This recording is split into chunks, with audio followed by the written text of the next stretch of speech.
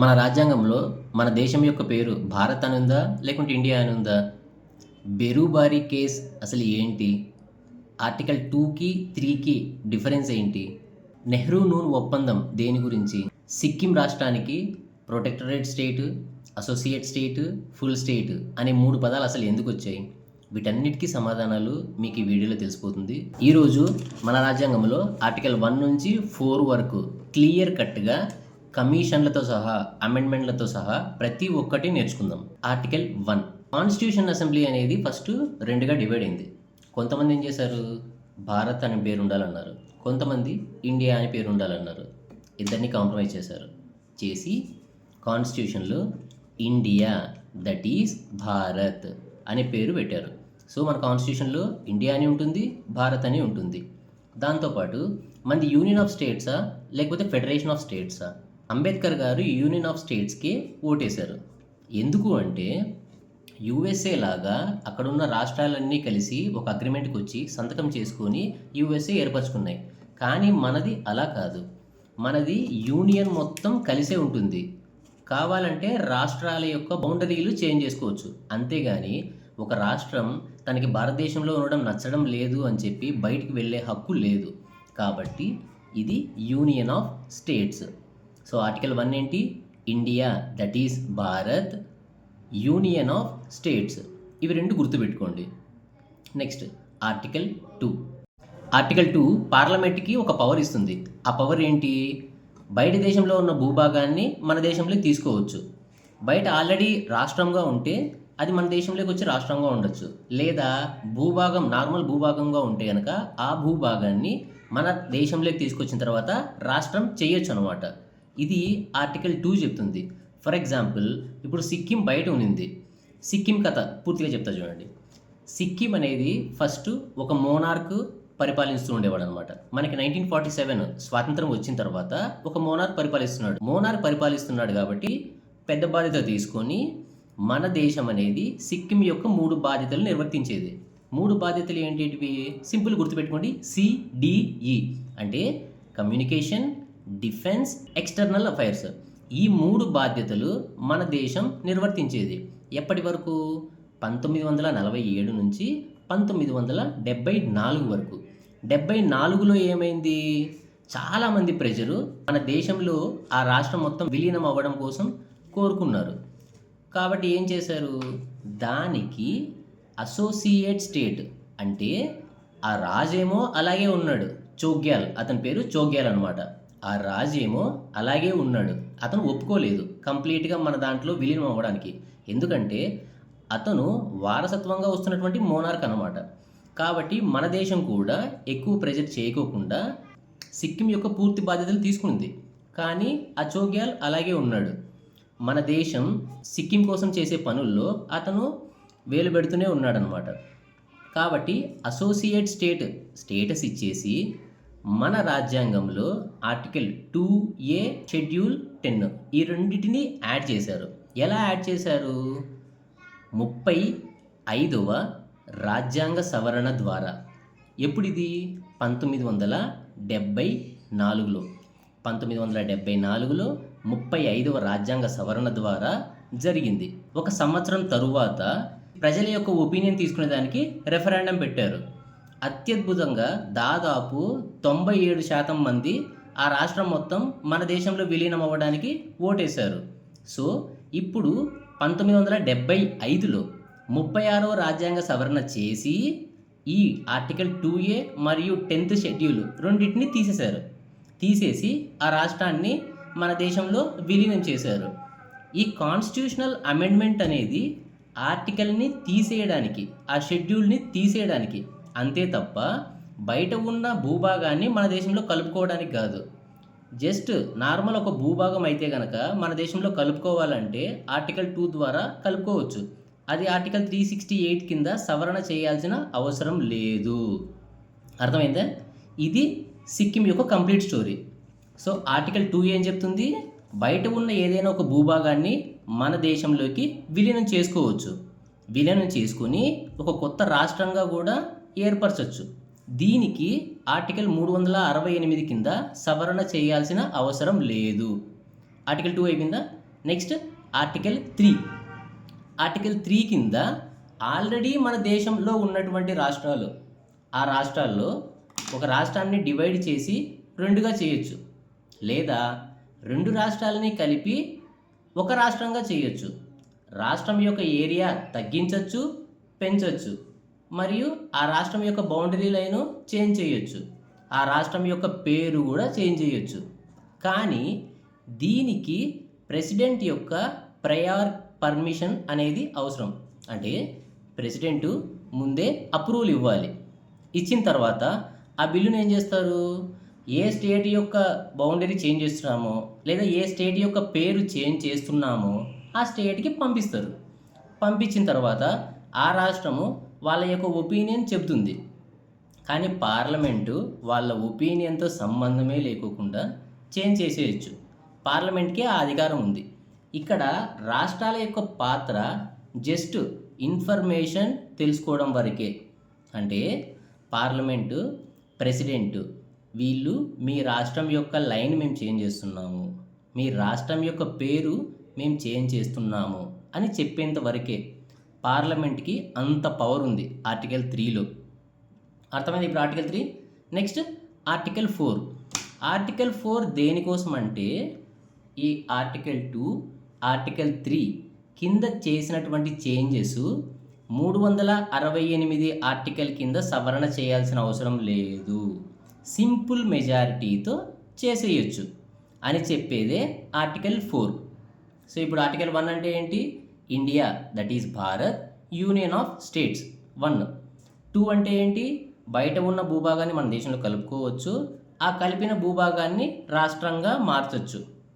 Article 3 ఏంటి, already మన దేశంలో ఉన్న రాష్ట్రం యొక్క ఏరియా పెంచడము, తగ్గించడము, లేదా పేరు చేంజ్ చేయడము, ఒక రాష్ట్రాన్ని రెండుగా చేయడము, లేదా రెండు రాష్ట్రాలని ఒకటిగా చేయడానికి ఆర్టికల్ 3. ఆర్టికల్ 4 ఏంటి, ఈ 2 and 3 కింద చేసినటువంటి చేంజెస్ 368 ఆర్టికల్ కింద సవరణ చేయాల్సిన అవసరం లేదు, సింపుల్ మెజారిటీతో చేంజ్ చేసేయచ్చు అని చెప్తుంది. ఇక్కడికి ఆర్టికల్స్ కంప్లీట్ అయిపోయాయి. మనకి స్వాతంత్రం వచ్చినప్పుడు మొత్తం అన్నీ ఇండియాలో ఒకటేసారి జాయిన్ అయిపోలేదు. ప్రిన్స్లీ స్టేట్స్, బ్రిటిష్ ప్రావిన్సెస్ ఉన్నాయి. మొత్తం కలిపితే 552 ఉన్నాయి. వాటికి 3 ఆప్షన్స్ ఇచ్చినారు ప్రిన్స్లీ స్టేట్స్కి. ఇండియాలో జాయిన్ అవ్వచ్చు, లేదా పాకిస్తాన్లో జాయిన్ అవ్వచ్చు, లేదా ఇండిపెండెంట్గా ఉండొచ్చు. మిగిలినవన్నీ ఇండియాలో జాయిన్ అయిపోయాయి, 3 జాయిన్ అవ్వలేదు, హైదరాబాద్, జునాగఢ్, జమ్మూ కాశ్మీర్. సర్దార్ వల్లభాయ్ పటేల్ గారు హైదరాబాద్లో ఆపరేషన్ పోలో ద్వారా, అంటే పోలీస్ యాక్షన్ ద్వారా హైదరాబాద్ని కలిపేశారు. జునాగఢ్లో రెఫరెండం పెట్టారు, అంటే పబ్లిక్ యొక్క ఓటు పెట్టారు.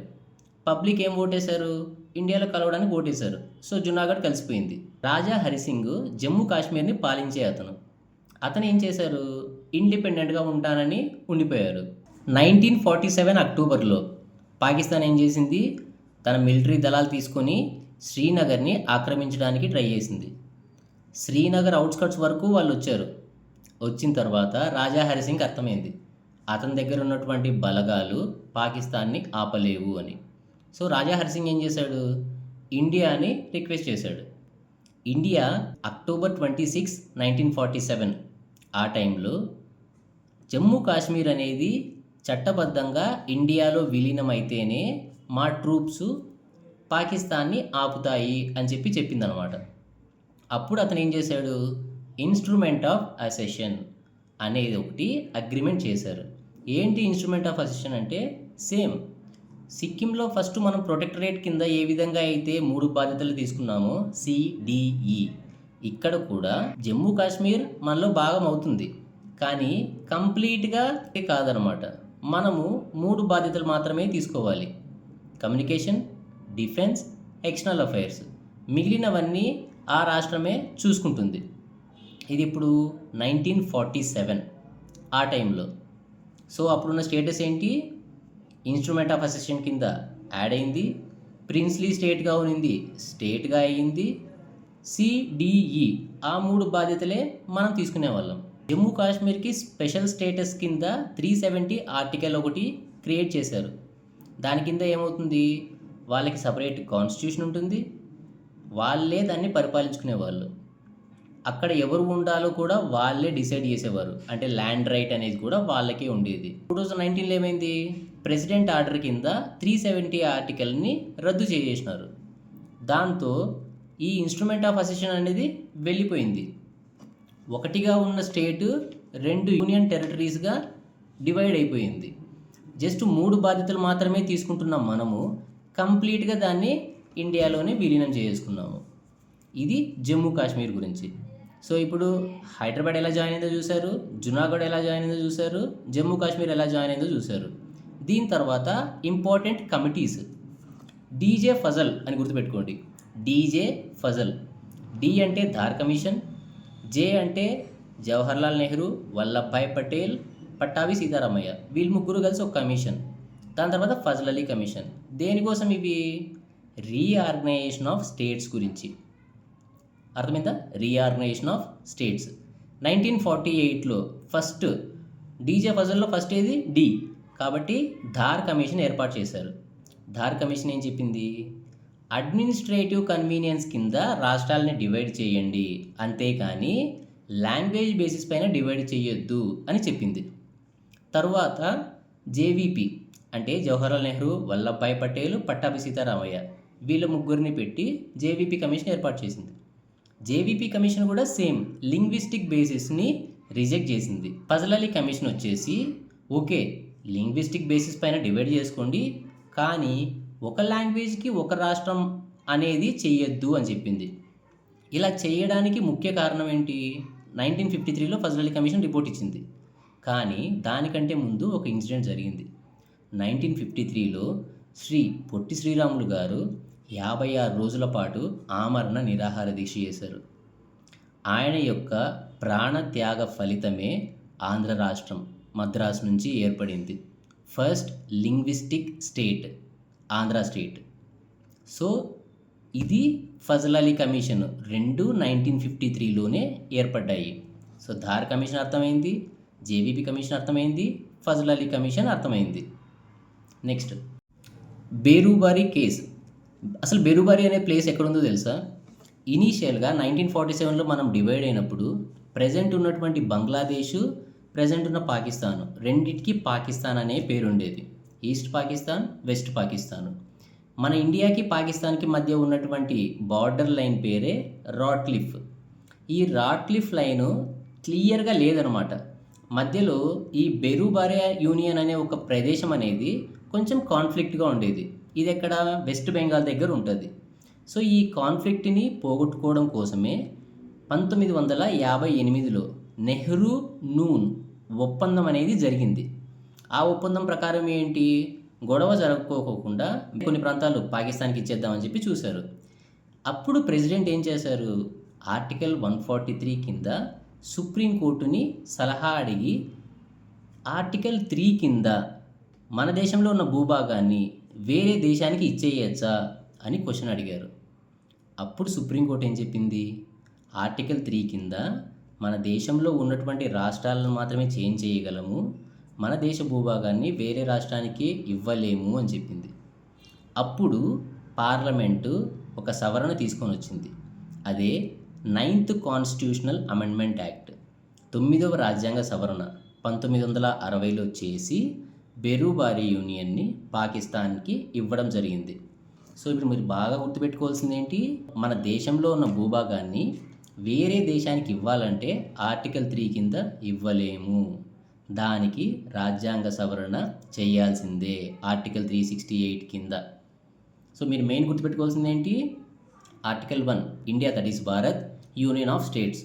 ఆర్టికల్ 2 బయటి భాగాల్ని తీసుకొని రావచ్చు, ఆ బయటి భాగాన్ని స్టేట్ చేయొచ్చు. ఆర్టికల్ 3 లోపల ఉన్నటువంటి రాష్ట్రాలనే చేంజ్ చేయొచ్చు. ఆర్టికల్ 4 2, 3 కింద చేసినటువంటి చేంజెస్ ఆర్టికల్ 368 కిందికి రావు.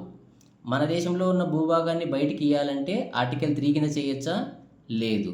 దానికోసం రాజ్యాంగ సవరణ చేయాల్సిందే. ఈ కంప్లీట్ క్లాస్కి సంబంధించినటువంటి మైండ్ మ్యాప్స్ నేను టెలిగ్రామ్లో పెడుతున్నాను. టెలిగ్రామ్ లింకు కింద డిస్క్రిప్షన్లో ఇస్తున్నాను, చెక్ చేయండి.